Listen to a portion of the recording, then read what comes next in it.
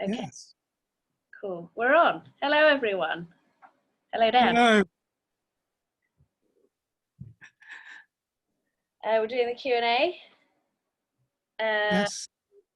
It's a day late, and I'm sorry about that. That was because I, at the weekend, was doing an eyeball making course, and I really wanted to finish all my eyeballs before I couldn't do them with the teacher anymore. I'll just show you one of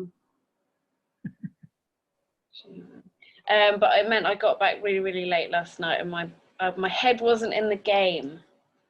So we're doing it today instead. Sorry about that, but we've got lots of very good questions. Shall I start with them? Yeah, go for it. Okay, so let's start with so Jonathan Phillips actually, this might be something we circle back to once we've got through some of the easier to answer questions, but he commented on our last Q&A on YouTube, which you can do, by the way. If you have a question, you can comment on the YouTube videos. And Jonathan asked, I think many of us want to hear more ideas and philosophies around cities and how they can be built better. What are the mechanisms for creating better cities? Is this layout and zoning, transportation, mixing businesses, living, parks? The whole idea is very intriguing and has so many parts. There have been many articles over the years about more green cities, but would love to hear your thesis. Do you want to start? We can start with that one. It's a great thing to start with. Yeah, but it's not a question. It's a 6 weeks project, really. A few years ago, and you'll remember this, Freyja, we went to Gothenburg, which we in England say Gothenburg, which is wrong, but that's how we pronounce it, in Sweden. And we were invited by the mayor to host a talk on making a city for children, making Gothenburg a city that was amenable to children. By the way, I think those are both wrong. I think we say Gothenburg and they say Göteborg. Okay. Well, yes. You have to pick one of those two. You can't make up your own. All right. Anyway, the upshot of it was, yes, we went and did a talk on how cities work and what makes them difficult. So I think it's, yes, I'm not quite sure how to go about this because answering the question is important, but in the time frame we have, it's difficult. Well, if I could say, one concept that is critical is if you're designing a home, we did an enormous amount of research on what made homes feel good. And a great deal of it came down to making defendable spaces. If you're in what your intuition tells you is a defendable space, you feel much better. By the way, are you on the right internet? Because you're breaking up a bit, your image. Ah. Sorry, it looks okay right now, but it was... Yeah, I'm on the right one. Okay, sorry, carry on. Defendable spaces is what makes people... Yeah. Yes. But in practical terms, even if we get that right, there's a great deal more that makes a city amenable to people. Cities like London and Paris, and of course all modern cities, were designed for vehicular traffic.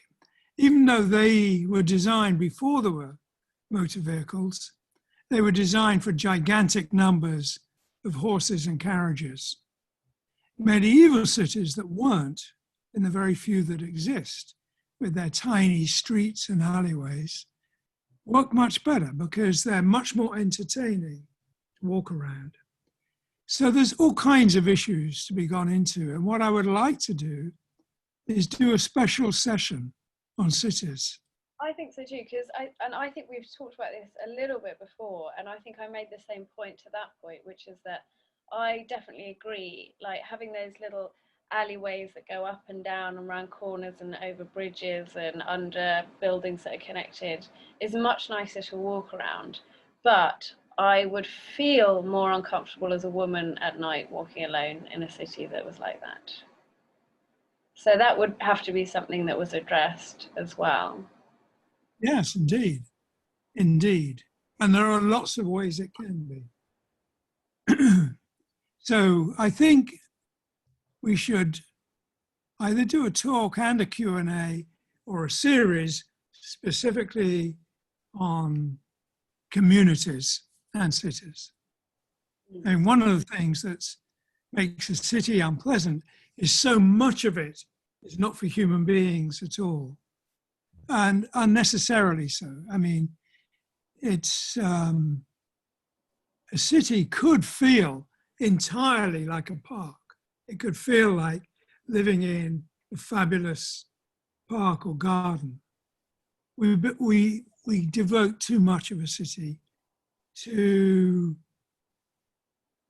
structures and infrastructure that does not need to be on the surface.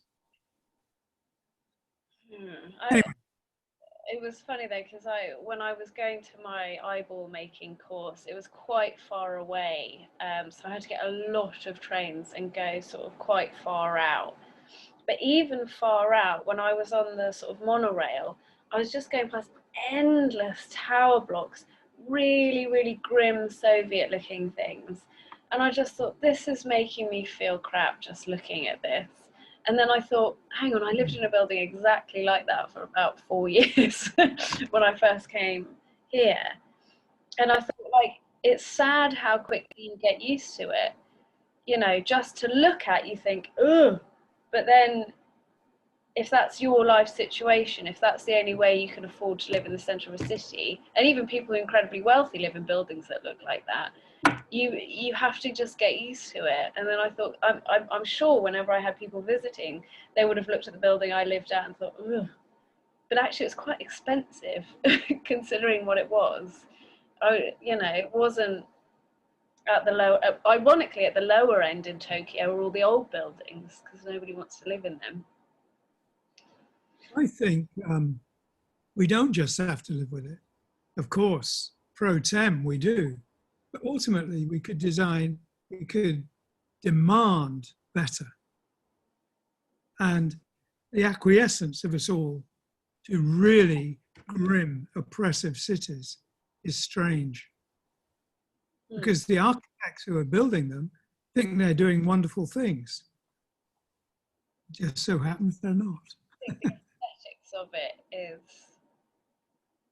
a main point, just how ugly it is to look at. Yes. It's oppressive and soul destroying, literally. I think we really. I don't know if we talked about this in a Q&A or something, and you were very dismissive of me and my brilliant idea, maybe because you'd heard it a lot. But I thought they make buildings like this, and I think Tokyo is a good example because whenever we think of Soviet architecture, we understand the ethos behind that, and we understand very obviously the mindset that they were trying to, inculcate in the people that had to live in those buildings. But I think it's exactly the same here. I think they want to build buildings that make people feel like they could never live independently of the state or an employer.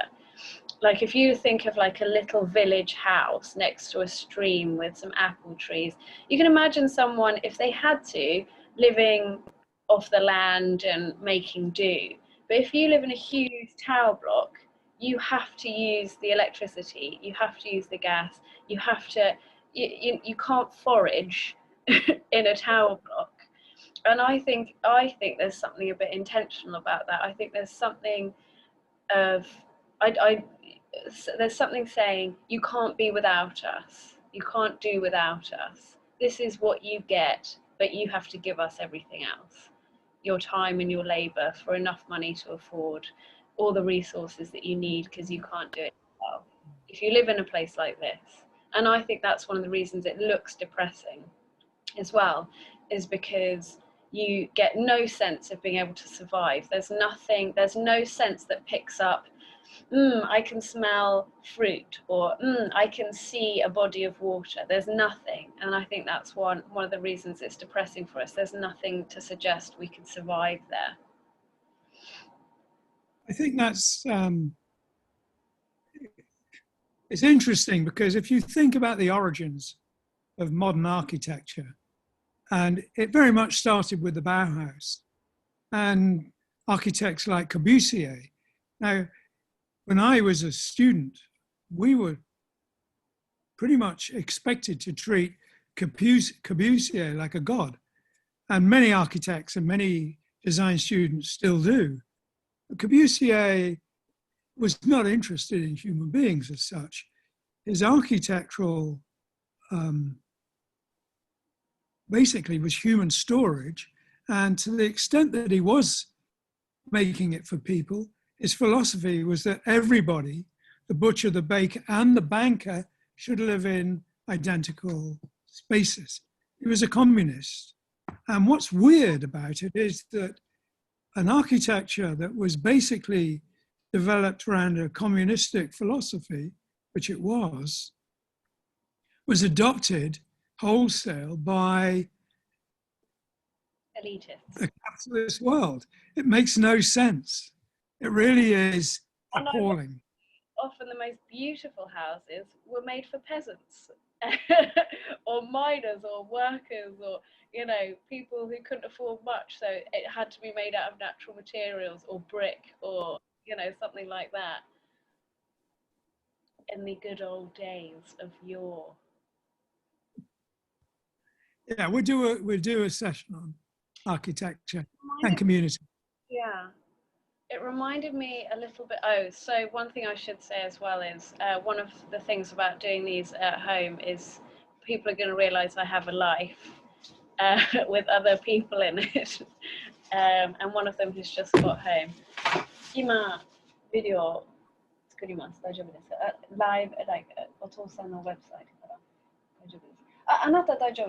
例えばあなたは大丈夫。私たちは大丈夫。大丈夫。TV? 静か？いいですか？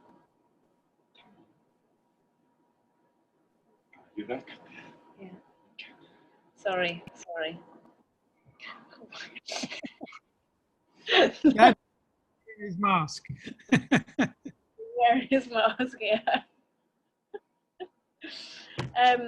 Actually, but that was one of the things, like talking about cities and survivability and what feels good and like the sensual nature of living in a community or a space. One of the things that I found really interesting, and I want to know if you had the same experience, because I'm wearing a mask every day, all day outside, I'm not getting any sense of the season changing. I'm not getting any smells. And the other day, like I was out running. I was out running and my nose was itchy, so I pulled my mask down and I suddenly got this waft of pine tree, and it was so lovely. It was so nice, and suddenly I felt like happier. I felt like really like I was flooded with nostalgia. And one of the benefits of wearing masks all the time is people might appreciate what a hugely emotional and important sense smell is in a way that they haven't before. Yes. I did a talk on pathways, and I have it as a slideshow. So I will see if I can do that. And it was about pathways in the country as well as urban pathways, the things we were talking about. How to make them safe and entertaining. Or entertaining and safe. Either emphasis, both are important. Okay. Okay, so our next question is from Ed Kidera, and he says, Freyja, I've truly enjoyed all of the shows you and your father have done. Thank you for sharing. I found this episode particularly interesting when Freyja discussed being an artist. I have been a sculptor for 30 years in the US. I've made a reasonable living, but now with COVID, all the shows I would have done have been cancelled.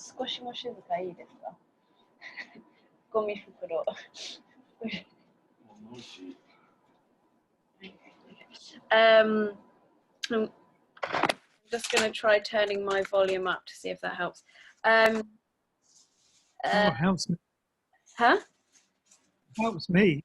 Okay, cool. I've made a reasonable living, but now with COVID, all the shows I would have done are cancelled. We hear you, Ed. Seeing work on the internet is not the same as seeing it in person. My request is that you and your father discuss art seen in person versus art seen on a screen. Thanks. Well, exactly the same has happened to us. Freyja and I met up at the Los Angeles Modern and Contemporary Art Fair. It was in February, wasn't it? February. January or February. And that was what we did. And we had 3 tours cancelled, 1 in Europe, 2 in the US, and maybe a dozen shows, all cancelled. So we're in exactly the same boat. And I love looking at art in any way, whether it's in a book or on a screen. It's all a wonderful experience. But there's nothing like being in a well done show where it's there physically, where you can actually be right up close. I love that. I think, do you know what was really, I had a really weird experience with one of my colleagues at work, Patrick. We were talking about the first experience we'd ever had of art that made us feel like we suddenly understood what it was about. And we had the exact same experience. Both of us had gone to the Uffizi in Florence with our mums and been taken around the Uffizi, and both of us, and he said it first, so I know it's not a lie, that he was just agreeing with me, looking at the Botticelli paintings, particularly, what's her name? The spring dance one with, oh, fudge, I'll find it. But both of us just stood in that room with the Botticelli paintings staring for ages and ages and ages. Both of us had seen those paintings in pictures before, but both of us just couldn't move. And we just absolutely fell in love with it and thought, this is what it's for. This is that experience. And I don't know if on a screen that would have happened if someone had. So I guess the COVID challenge is going to be moving people emotionally without having to show them in their face something physical that you've made up close. So it might be that it's not paintings that would be the way that we kind of share art. It might be that we have to do things differently. Or it might be like with the course where you do it with someone, you make something with someone so they can experience that artwork through their own hand. So they are being taught by screen, but they are manifesting something themselves. That might be a way. I'm not plugging the course, I'm just saying. Although do sign up. Going live on the 7th of October. It's on the website to read the info now. But, you know, I mean, showing is hard, but we have an exhibition in November. I have, at this moment, it hasn't been cancelled. The annual November-December exhibition I do at Trading Boundaries is still on. And in England, a lot of museums are open. I mean, there's a lot of pressure to keep social distancing and wear masks indoors and all that kind of stuff. But they are open, you can see them. So it's just a different way of doing it, but it's not a total block. And actually, I think there's room for improvements because we went to see a kimono exhibition in Ueno, which is where all the big, massive museums are. And we've been quite a few times, and it's hell on earth. Like, you see some amazing art, but you have to look at the same piece for about half an hour because everyone just inches along a tiny bit at a time. And there'll be periods of time where you're just looking at a wall because you're just waiting to get to the next piece like this. And there's thousands and thousands of people there. But because of COVID, what they're doing now is booking in slots. So we went to see this kimono exhibition. There was so few people there. We got to see everything. I could read the descriptions of things, and then what I could do is I could look at something and then decide I'd had enough of looking at that and go across the room and look at something else. I've not had that experience before.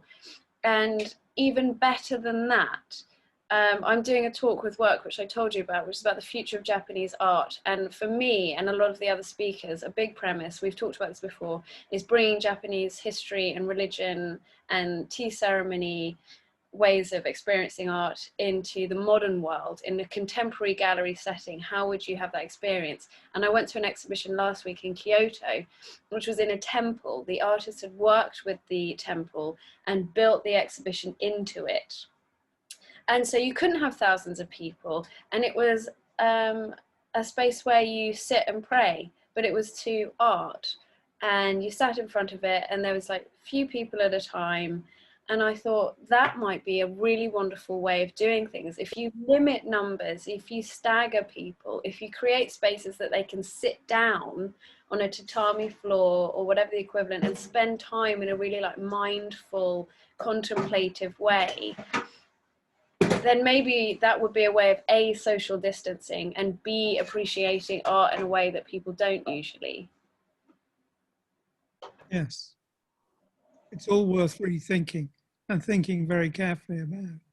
I mean, obviously, one of our ambitions is to build our own visitor centre gallery, not just for our work, but for other people's work as well.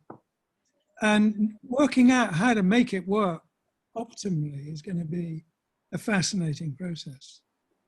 Yeah, I guess we haven't really addressed the screen thing now. I'm just thinking, I really enjoyed doing my Doll's House exhibition, where basically I teach kids, and we did loads of workshops online. They sent me JPEGs of their work, and I printed it out tiny and put it along the walls of my Doll's House.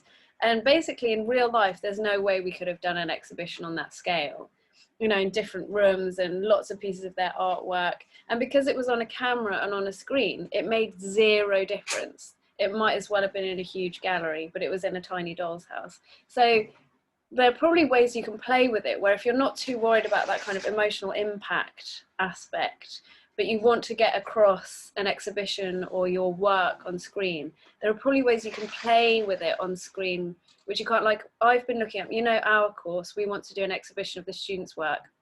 I've been looking at virtual galleries, which would mean you can kind of put in artwork into this virtual space and then look around on your phone or on your computer. And that might be a fun way of doing it. If you built your own gallery online, make it look how you want. Maybe make it look like a Japanese temple and just put your own work in it and have online exhibitions like that.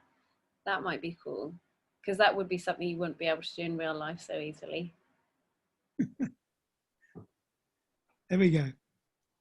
I'm answering all your questions, Dad. You need to say more, come up with better things to say. I don't know how I can get a chance. If you say it, I'll stop. Go on then, we'll see. Okay. Okay, so I like Kaya Chan's question. She says, I love how passionate you both are about a better world, but is there any way for little people like us to make a difference in what's unfortunately run by stiff city planners? How can we put passion into action? We're little people too, Kaya Chan. I think I'm the same height as you now, aren't I, Dad? Oh, you look higher. You must be sitting on a high chair. I put my computer on a stand. That's it. I think, I don't know is the answer, but I think people should join groups that look at what planners do. Planners work in a vacuum. They make stunningly weird decisions. And we vote for governments, but planners tend to be organizations that aren't elected, and they make decisions on behalf of the rest of us. Planners, highways, all kinds of organizations within government are not elected. And we should protest. You want to chop down a forest to build a road? You know, argue your case, campaign. And if the architecture that's being proposed is mediocre, protest it. I think we should. We all have to live with it. And planners are trained in the same ideology that architects are, which is that minimalist, bland, corporate dullness. But they also rely on the fact that getting involved in politics on a local level is so impotent and tedious, nobody bothers to do it. But if enough people figured out the system and got really annoying, they'd have to start, you know, if you go to the council meetings and you make up petitions and you regularly sort of cause annoyance, clog up the gears, they'd have to start, well, they'd at least have to start seeing that they're obviously beholden to people who won't let them just do whatever they want. And the other thing I would say, especially in England, is planners are expert at dealing with this. There was a particularly awful proposal for Lewis, which was huge. It would have made a huge difference and massively inconvenienced everybody.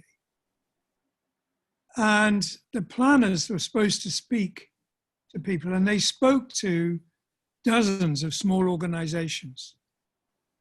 And they were able to argue different perspectives because each group had a different perspective. And there wasn't one coherent voice. So I think we need to learn how to protest about the appallingly dumb decisions. And organization. I think getting together physically, even though at the moment it might be difficult, is a really important way of doing it as well, because A, I think it just really reinforces how people feel and bond and become a community. And B, it's not monitored. Like if you set up SNS groups or email chains, all of that can be overseen or hacked or got into or whatever, or shared. But if you're physically in a group together, yeah, someone might record what the group is saying, but ultimately there'll be so much content, you're going to build your own little culture without outside influence. Yes. Yeah. I think art, it doesn't matter if art is crap because you don't have to look at it. You don't have to go and see a show if you don't like it. But architecture is in our face. The whole community has no choice. It's there whether we like it or not. Do you know so what? We have to learn to have a stronger voice. Sorry? Sorry, I interrupted you. Well, I'm kind of used to that. That's a relief. Shall I carry on then? Yes. I was just going to say, like, I was listening to Caitlin Moran's new book, More Than a Woman, and she was sort of discussing her daughter's eating disorder and how sort of ubiquitous that is for young women.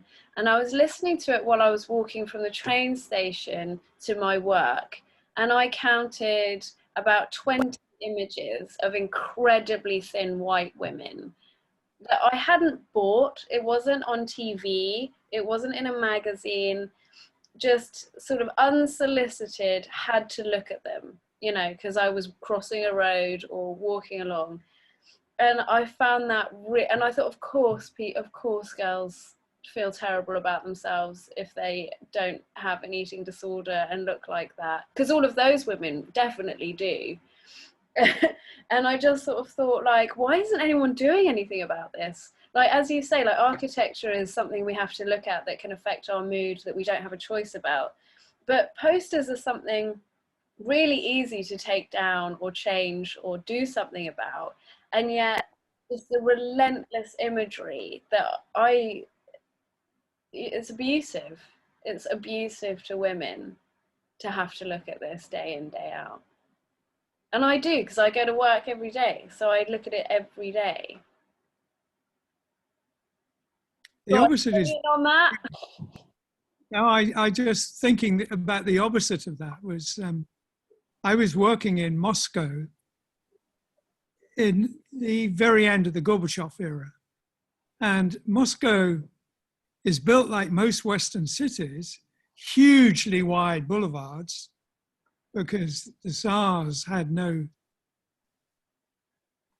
reason to not do anything other than on a hugely grand scale. But what was weird is there was no advertising.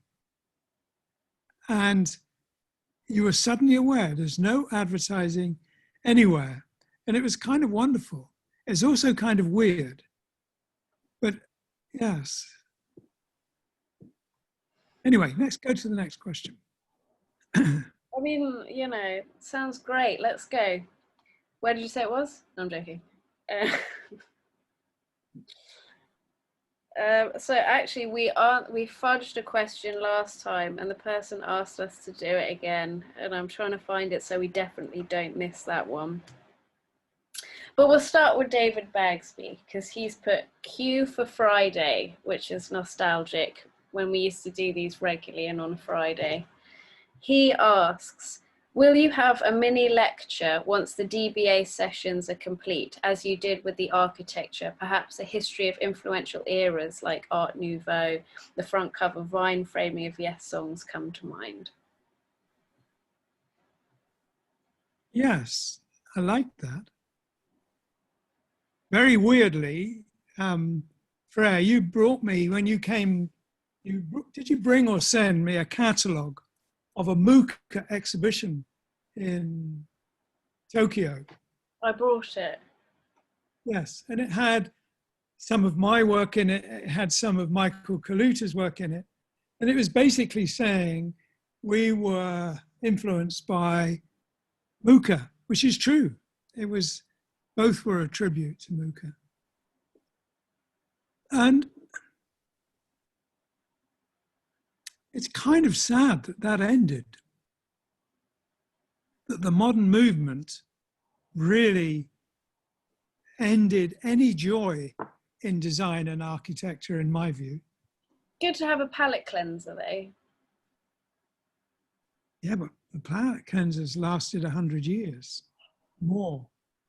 That incredibly austere Calvinistic approach to architecture and design has lasted 100 years, and it's way past its sell-by date. Yeah, and it's sort of weird because I just don't understand this. I mean, you're always going on about it, but I really don't understand this thing. Like, I can't imagine anyone who I'd show two pictures of, like one of these kind of contemporary, very flashy Japanese sort of tower blocks, or a medieval thatched cottage. I cannot picture anyone choosing to live in this. Everyone wants, I mean, it's just more beautiful. I don't know. I just don't understand why. I don't know. Why don't people learn how to make things like they did in the Middle Ages? They do. They know. Why don't we have more of that then? I feel like I wish I disagreed with you more, because we'll be alienating a lot of people, I think, if we both agree on all of this. No, you're wrong. I want to live in a concrete block. And I do. Okay. This is the question we fudged last time. This is from Ian G. Freyja, thanks for asking my questions. The first part of the green slate question got lost in the discussion. Sorry, Ian. It was whether Roger, we do that. It was whether Roger knows why he didn't do their Spyglass guest cover after having done the first two. I won't finish his question because I don't want to upset anyone that might like it.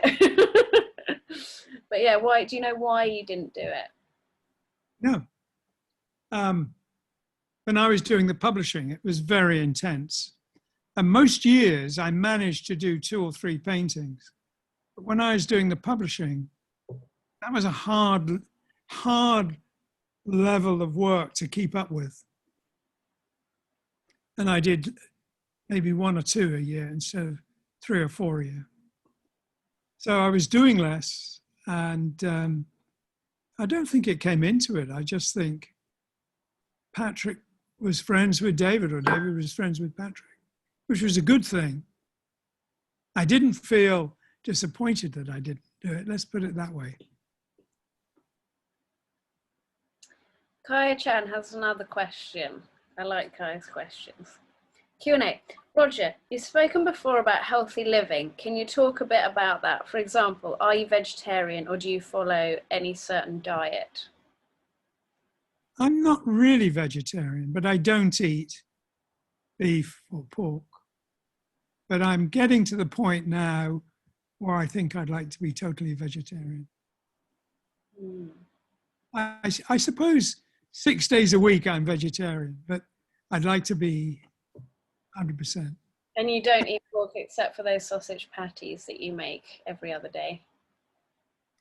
I only do when you're here. I haven't done since you've gone back.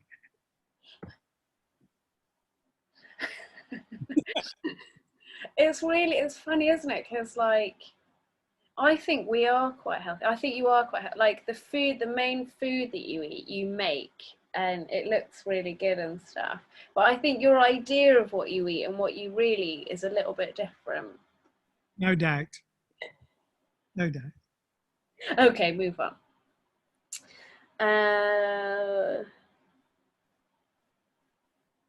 Okay. Sorry, I'm just ask David Bagsby's question. I'll just make one comment. I do eat fish. And last night I was working and I turned the TV on and there was something on about a fishing competition. And there were 2 people in a photograph with large fish.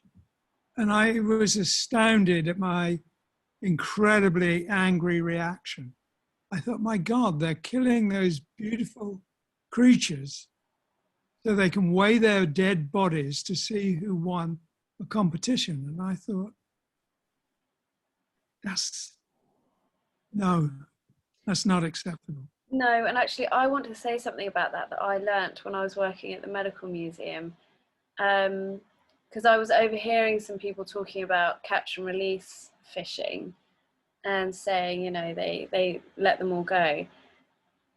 If you do that, the wound gets infected and they do die, but it just takes them a really long time. So don't do that either. Don't do that either. Like there's those really cool little magnet fish and plastic rods you can get. They're great fun. Pigeon shooting. Get over it. Yeah, but even the catch and release, it's really bad for them. Yes. So Jonathan Phillips asks, do all your paintings and architecture reflect your philosophy of building better cities? A lot do. I don't know if they all do. A lot do. I would probably say no. Sometimes I do things that are dark, and it's interesting to explore that occasionally. So I would say by and large, yes, but not all. That's a really interesting point, actually, because I was thinking about it. What was I thinking? I was thinking like, oh, people who are on a paleo diet are usually trying to get thin. But if you think about Paleolithic, like female shapes, they're all these sort of big, curvy Venuses. And then I thought, well, I suppose someone could argue that that might not be the ideal. They just made these very voluptuous women because that you know, that they weren't that interested for something. And then I thought, if you're an artist, it's not only the fact that you're disinclined, it's actually very difficult to intentionally make something you don't think is beautiful. Do you know what I mean? Particularly if it's a figure painting. I think people don't naturally draw bodies and figures to specifically highlight something they don't like. All of these Venus figurines, I can't imagine that the people who made them were doing them because they found that body type, you know, unappealing. And they don't look like that either. They look like someone really enjoyed making those shapes. This is a difficult place to go to, because I remember I painted pictures like the octopus, which a lot of people said, oh my God, that's really spooky. But it was very popular, and I loved doing it. So, yeah, I don't think we make everything. No, I definitely don't make everything as part of the propaganda. Sometimes something has to be a contrast to it. And I remember when I did that very painting that looked like hell for the cover of Guns, Race with the Devil.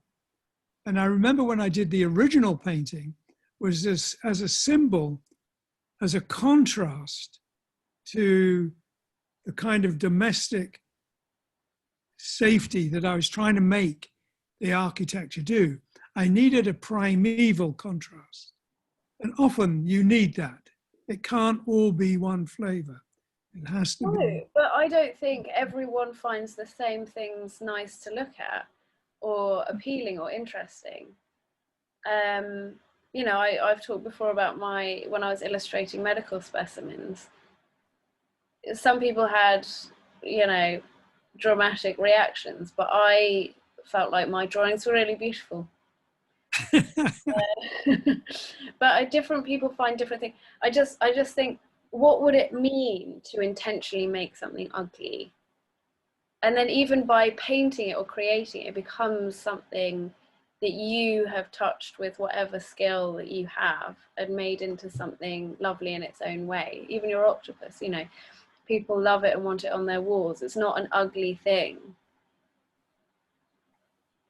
I guess what I'm doing is I'm preempting people's arguments that those Venus figurines are somehow not adulation of the female form and its voluptuousness, as they might do, if you know what I mean.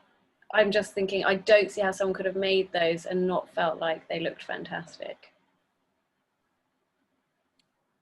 It's definitely a yin-yang thing, and you need both. Mm. Go on. I'm going to think about this while you ask another question. Okay. So Mario Bet asks, will the typography and logo I saw on the albums DBA, Skyscraper Souls and Live in England also be on this album cover?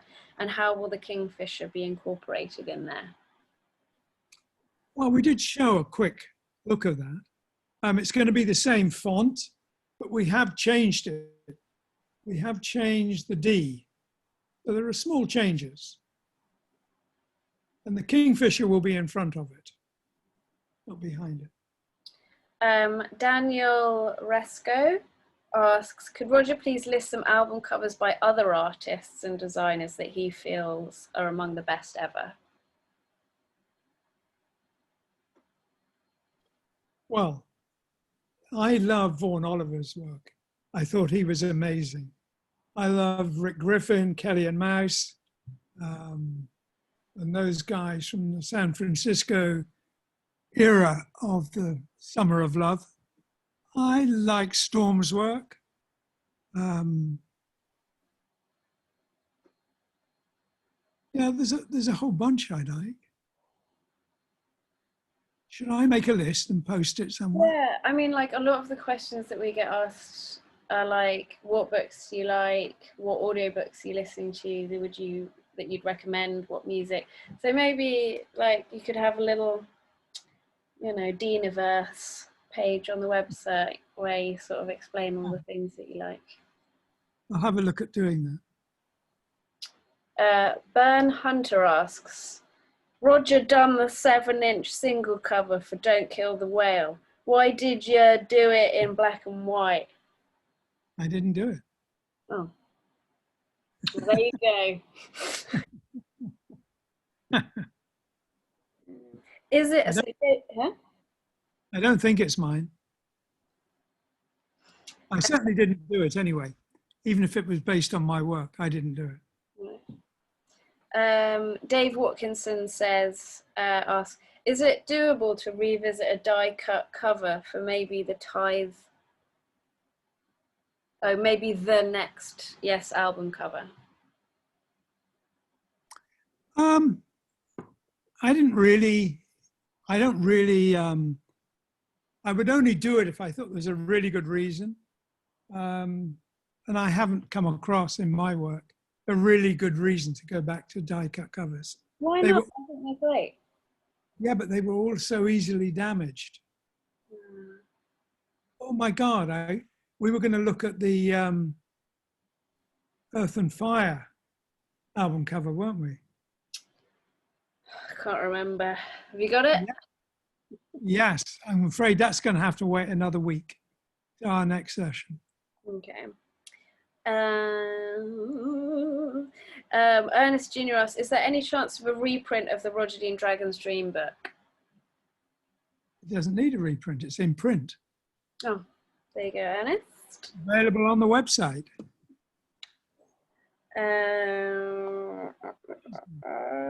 Before we finish, we've got to talk about the calendar. Okay. Do you know how long we've been going? We've got... About an hour. Okay, so what I wanted to say and talk a little bit about, if nobody minds, is the fact that we're going live with the course on the 7th of October, and it will start on the 28th. That's right, isn't it? Yes, that's right. Could you just, so all the information is on the website, you can't book it yet. What I do want to say about that is the last course got booked up in hours. So if you really want to join, it's going to go live. We're going to try and do it at 7 p.m. English time on the 7th of October. So if you really want to join the course, then I would really recommend that you book as quickly as you can. And the information is there, but Dad, do you want to sort of give a little introduction to what it's going to be about, what you're going to be doing in this course? Well, we're going to do some things the same. I'm going to not move away from the emphasis on getting that state of mind right, but we're going to do more about drawing, both pencil drawing and pen and ink drawing. And we're going to look at not the best way or the classic way of doing watercolors, but the way I did watercolors, albums like Freyja or Aisha's Alpha. Was Tales from Topographic Oceans watercolor? Yes. Yeah. So I'll be looking at the way I did those covers, which is a combination of drawing and coloring. I don't work that way anymore. So I'll also look at how I do treat watercolor nowadays, but I will also look at drawing. And everyone who joins will be making their own piece of work based on a general landscape, real or imagined, and we'll be going through the steps. Dad will be going through the steps on how to build that up, right? Using watercolor and drawing. Yep, and how you do it, basically, it's the same as last time. If you haven't got a Facebook account and you want to join, you need to make a Facebook account, but it can be really private. You don't have to add anyone. You can make a really private Facebook account, only use it for this. But what we do is once you've signed up, I add you into the Facebook group. And then inside the Facebook group, where there'll only be 10 of you, once a week, Dad will do a live video where you can ask Dad questions, but he'll be showing you that week's assignment.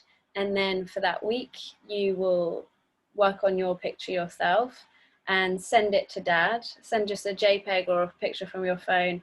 And then Dad will give a sort of feedback in the form of a video to everyone. He's really nice. He's not going to be mean or like pick anyone out and tell you you're terrible.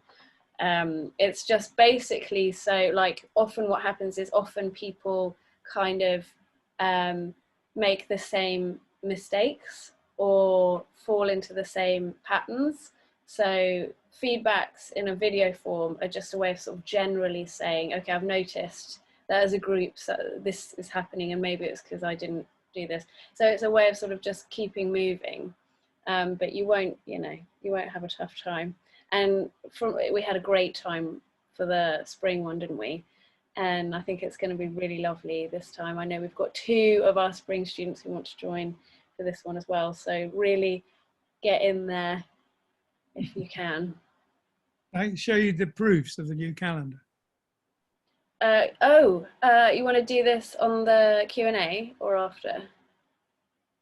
No, I'll show you now. Oh yeah, go for it. Okay, so that's the cover. Oh, that's beautiful. And the a lot. Whoops. So talking about paintings that are not things that I done because it's part of my idea of what's an ideal world. So it's about 2/3, I don't even know for sure. It's a mix of new works and old. That's a lovely one. These are old. This is not new or old, it's in the middle. Where's my birthday month? Which one have you got for September? Oh, I like that. I haven't seen that before. June, nice. September.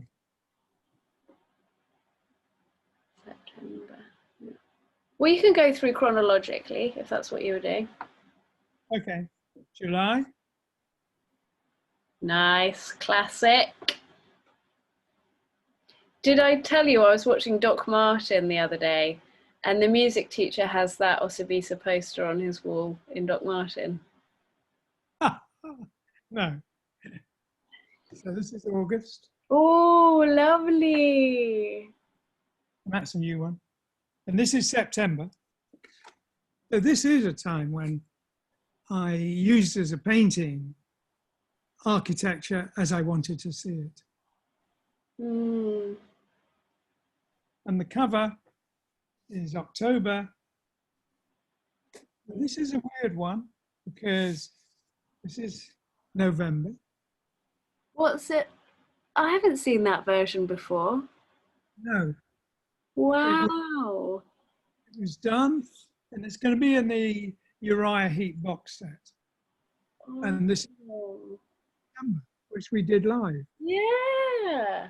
Well, there you go, everyone. If you were watching the live for that, there's a little memento. Is that the one where you did the cat? Was it Maddie Percy's cat is in there as well? Gosh, yes, I think it is. Yep, it's in the tree.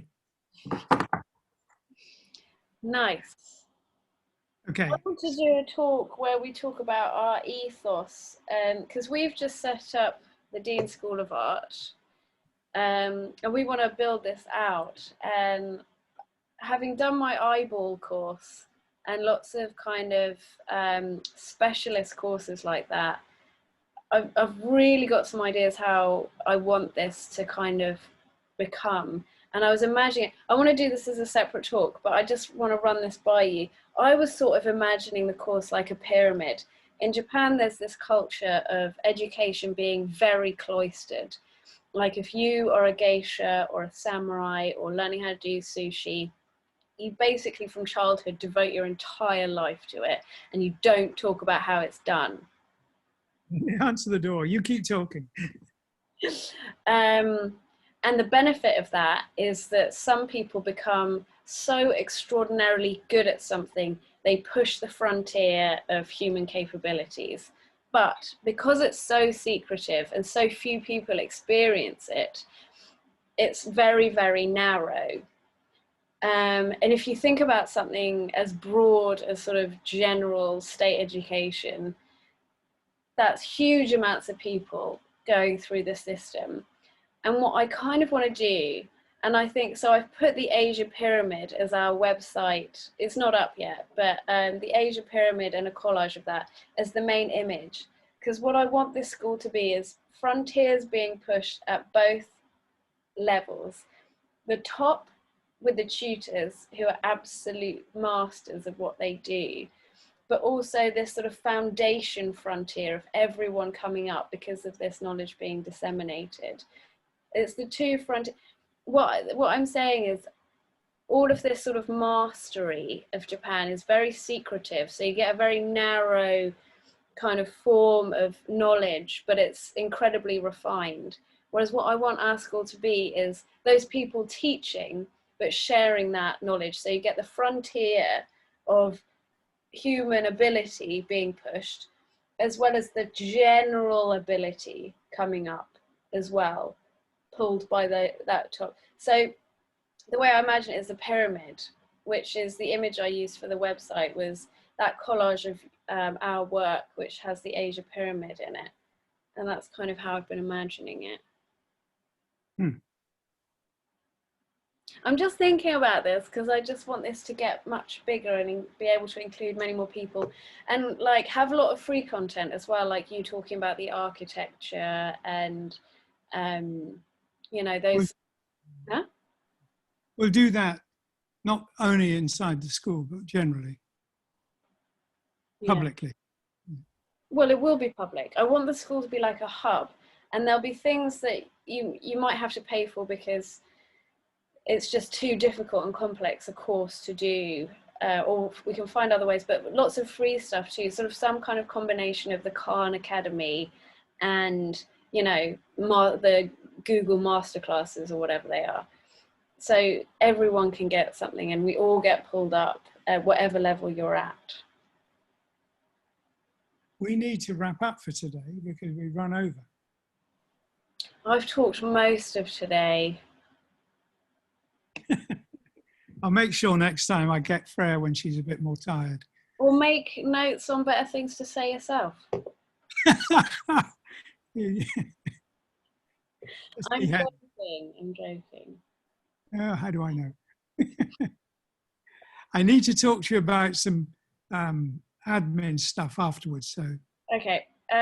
Sorry, everyone, I talked so much. I will let Dad say more things next time.